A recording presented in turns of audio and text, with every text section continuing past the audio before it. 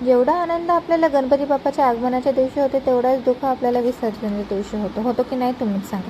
ज्यांच्या इथं गणपती बसते ते नक्की सांगा की तुम्हाला आनंद होतो की दुःख होते.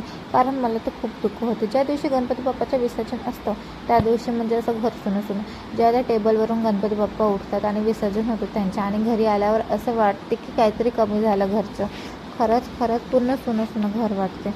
मग आम्ही गेला तळ्यामध्ये विसर्जन. तर बघा तो तळा खूपच खोल असल्यामुळे तिथं डोंग्याने विसर्जन करत होते. मग आम्ही डोंग्यानं विसर्जन केलं. एवढे सारे लोकांची गर्दी आली होती विसर्जनासाठी, कारण सर्वांचे घरचे गणपती विसर्जनासाठी आलेले होते. मग गणपती बाप्पाचं विसर्जन केलं आणि सर्वांच्या डोळ्यात आनंदाचे अश्रू होते पण आनंदाचे अश्रू होते, कारण गणपती बाप्पाला आम्ही हसता विदा केलं. मग आम्ही आलोत गणपती पाहायला. हा खूप मोठा गणपती होता आणि पाहायला एवढा सुंदर की कायच सांगू तुम्हाला. एवढा सुंदर होता. आणि या गणपती बाप्पाकडे भजन मंडळी पण होते आणि तिथं ते भजन म्हणत होते. त्यांचा आवाज ऐकून असं वाटत होतं की तिथं बसून राहावं. पण मग आम्हाला घरी जायचं होतं म्हणून आम्ही घरी गेलो.